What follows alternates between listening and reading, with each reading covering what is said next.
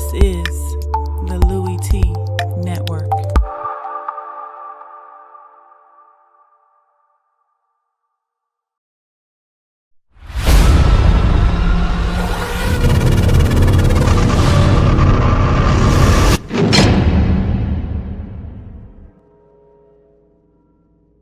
Who else could it be? Me, your me, Louie T. Welcome to week number 12 in the National Football League. Of course, I'm talking lockdown coverage, Buffalo Bills, Jacksonville Jaguars.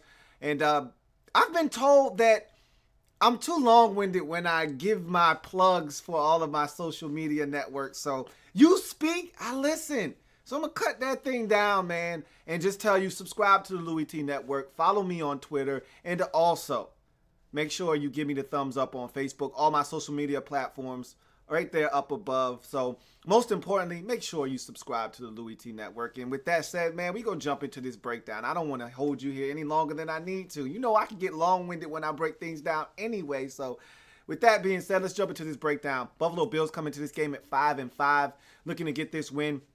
With the Dolphins playing as well as they're playing, with the Patriots doing what they always do.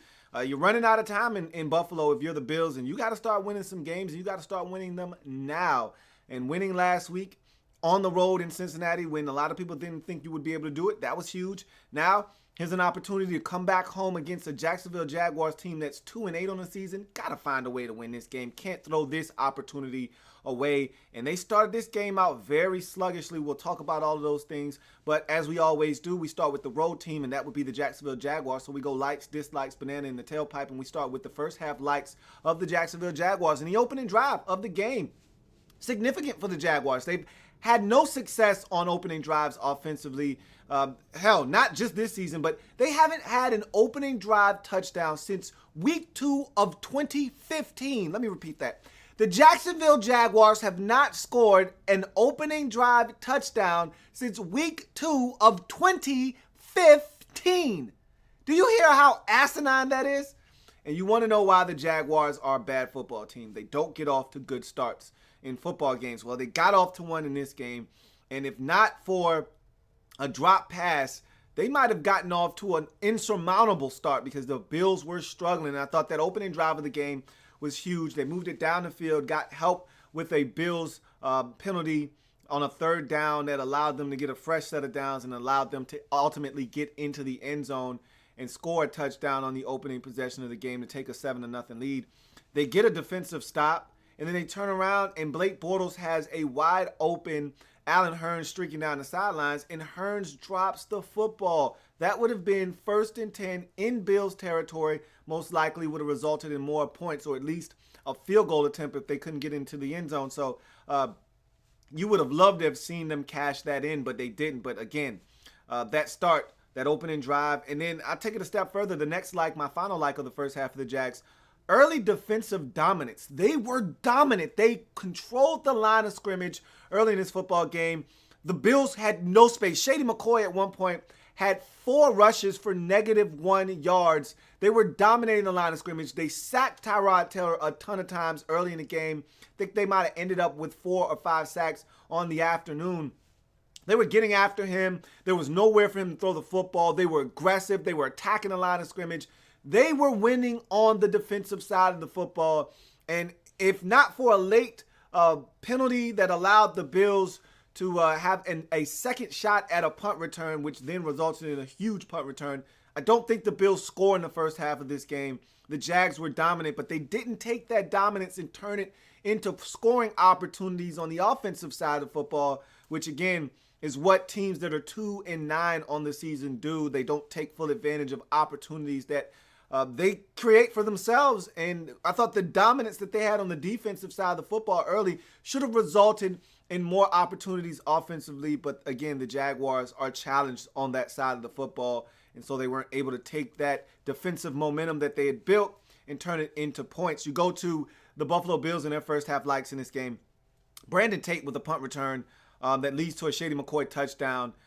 They missed the extra point, but it's 7-6 at the half after that punt return, and then the subsequent Shady McCoy touchdown run on the option pitch from quarterback Tyrod Taylor. Look, they did nothing well in the first half up until that ending of the first half, there was nothing really to show for what they had done. At least the defense did step up and not allow the Jags to run away and hide with this game, even though there were opportunities there for the Jags to take advantage of, and they simply didn't. But the Bills weren't sharp early in this game. As a matter of fact, they were sleepwalking the entire first half, and that punt return by Brandon Tate kind of sparked them, got them some points. You know how I feel about getting points at the end of the half. It's huge, and it parlayed itself into a situation where they got the ball at the end of the first half, scored, got it at the very beginning of the second half, scored again. They double dipped, and they never looked back after double dipping there, even though the Jags would ultimately take the lead once more in the game. But huge play there by Brandon Tate to spark this offense and give them an opportunity to get some points before the end of the first half.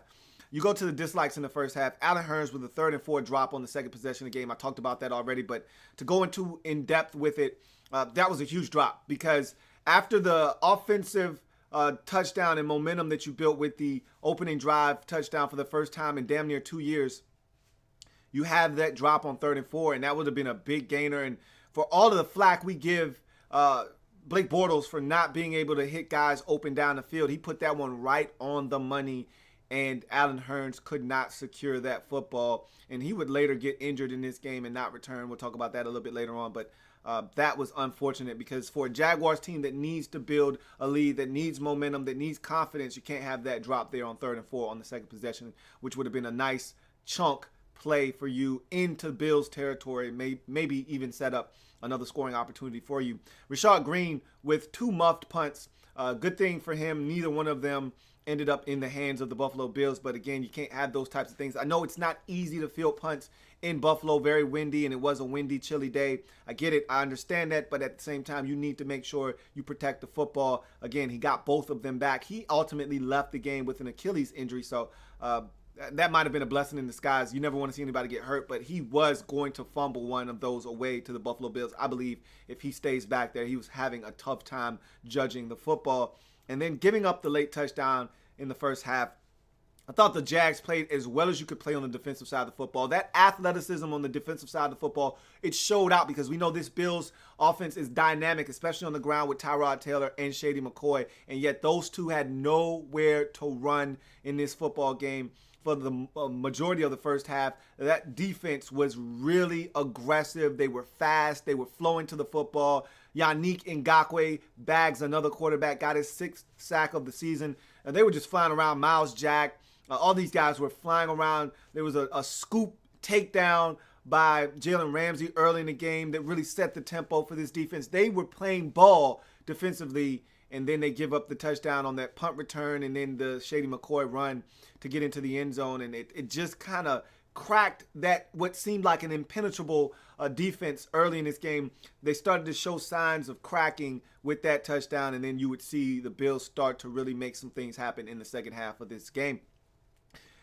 The Bills in their first half dislikes. The start of the game was just horrendous for the Bills. You give up the opening drive touchdown to a team that hadn't done it since 2015 in week number 2. So that's bad right off the bat. Then you turn around and offensively, you have nothing going. When I say nothing, you were going in reverse, penalties, lost yardage plays, sacks, couldn't get the ground game going at all. There was 3 and out, 3 and out, 3 and out. They were struggling offensively.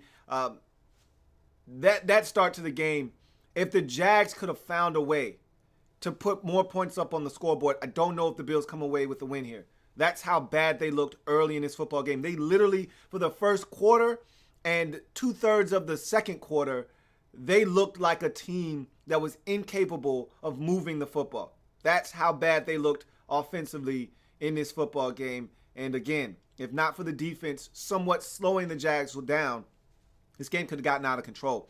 Ronald Darby with an injury. He left the game with a concussion, did not return. Hopefully he's okay. Again, getting down to that final stretch of the season, we know it's not a sprint, it's a marathon, and now you got to find a way to get to that finish line with as many of your horses healthy as possible. And so you're going to need Ronald Darby for this final push to try to make the postseason if you're the Buffalo Bills. Dan Carpenter missing a PAT. Instead of this game being knotted up at 7 at halftime, it's 7-6. Again, not the easiest conditions to kick in Buffalo with those swirling winds. find a way to get it through the uprights if you're Dan Carpenter, because I'm seeing this more and more now with these missed PATs. It's costing teams points because then you have to go for 2 at some point. Luckily enough for the Bills, they went for 2 and got it, so it didn't hurt them and they didn't have to chase points the entire game. But for some of these teams that are missing extra points, they're having to chase points, and we've seen teams undone by chasing points late in ball games, i.e. the Pittsburgh Steelers, i.e. the Washington Redskins. Don't chase points unless you have to, and you don't have to if you don't miss extra points. So that was a big miss at that time in the game.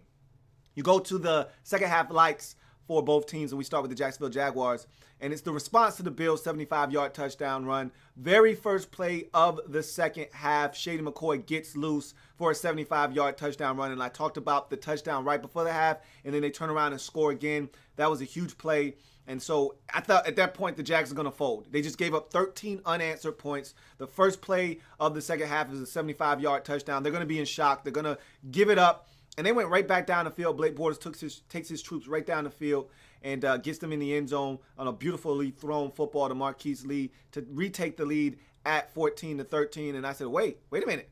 Maybe the Jags aren't dead. Maybe these aren't your same Jags that we've seen over and over again.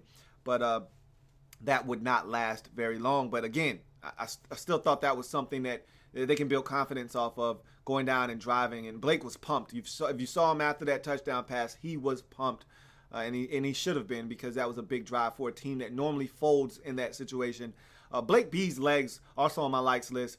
A career high 81 yards rushing for Blake Bortles in this game on 8 carries. I've talked about this numerous times. I say, look, Blake needs to run more. He's athletic. He needs to use his legs to create. Even when it's not there with his arm, he can still run. And you're seeing that now. I think that's something that he needs to do more of. And they actually had some called runs for him in this game where it was read option and he had the option to pull it and run, and he took off. He needs to run more. It's simple as that.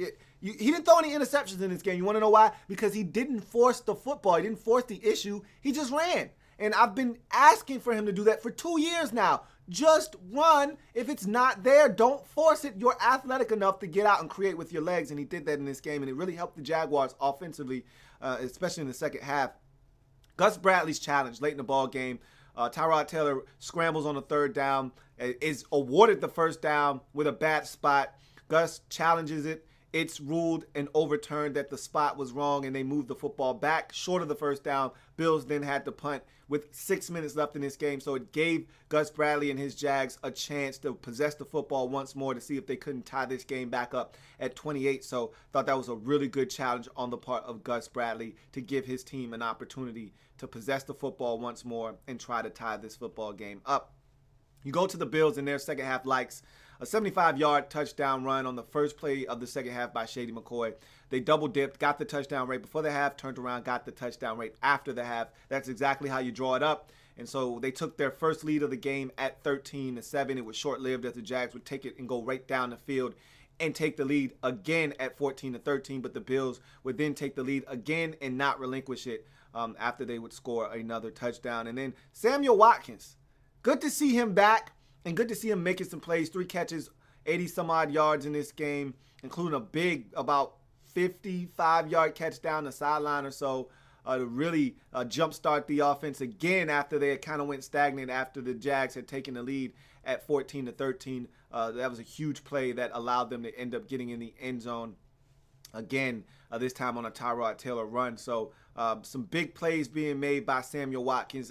They, at one point, had nothing going offensively in the first half, as I spoke of, and he made a big catch on the sidelines for about a good 14 yards or so, 12 or 14 yards. That was their biggest play of the game to that point, and that's what they need out of him. They need him to come back and make some big plays, and had that big catch on Jalen Ramsey down the sidelines, and that was huge to see Samuel Watkins back out there making plays for this Buffalo Bills offense. And then my final like is that last first down of the game to put this game away, not give the ball back to the Jaguars.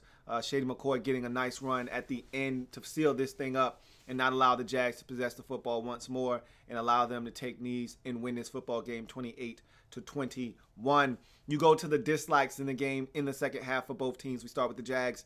Giving up the 75-yard touchdown run to start the third quarter. Again, that's what bad teams do. You got to eliminate the big play. The Bills were struggling offensively. Don't give them any momentum. That run got the crowd into the ball game. And after that, they were amped the remainder of the game. It was a huge run. And again, a team struggling. They only have 6 points. And a lot of that came off of the punt return. And you give up 75-yard touchdown run. And it seemed like the Bills offense after that run really started to get in sync with one another, and they started to make plays. Chris Ivory gets injured. So does T.J. Yeldon and Allen Hurns. The Jags were really hurting offensively. Denard Robinson played the entire second half at the running back position. That is exactly what you don't want if you're a Jacksonville Jaguars fan. Ivory played for the majority of the first half, didn't come back. I don't even know what happened to him, but he did not return in the second half. And so it was the Denard Robinson show in the second half of this game. Yeldon was a game-time decision. He tried to gut it out, had a few carries in the first half, but wasn't able to really go. And so it was turned over to Denard Robinson. You need these guys back. Allen Hurns on a nice catch and run for a touchdown, dives into the end zone, hurts his hamstring, doesn't return to this game. And again, if you're going to win games this season, you're going to need all hands on deck if you're the Jaguars. And so you need some of these guys to come back healthy for you to give you a chance to win down the stretch. Prince Amukamara with the pass interference penalty negates a interception by Jonathan Cyprien. Just senseless penalty. He's in good position. There was no need for him to do what he did to Sammy Watkins to yield that flag. And so it's just one of those things where you say that's some Jaguar stuff right there. You know, it is what it is. And then this is the ultimate Jaguars Gus Bradley brain fart that you've come accustomed to seeing.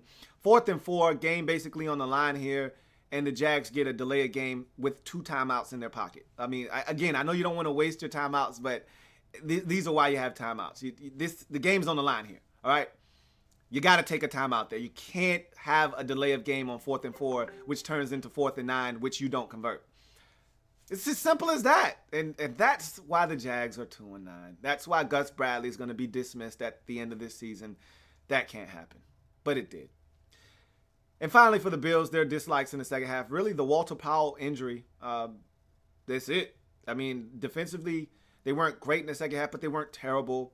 Offensively, they did more than enough to get the job done and win this football game. And so there weren't many things that I didn't like. You know, I didn't dislike many things, but Walter Powell did go down with an injury in the second half, and he did not return. And he's been a guy that's been really solid for them at the receiver position. And, you know, that's been a revolving door for the Bills this season. Guys coming in and out of the lineup, guys getting injured. And Walter Powell has been one of the few guys that's been around this entire season. And he blocks, he does all the dirty work. So you would like to see him stay healthy. So we'll see what happens with him. But other than that, the Bills get it done.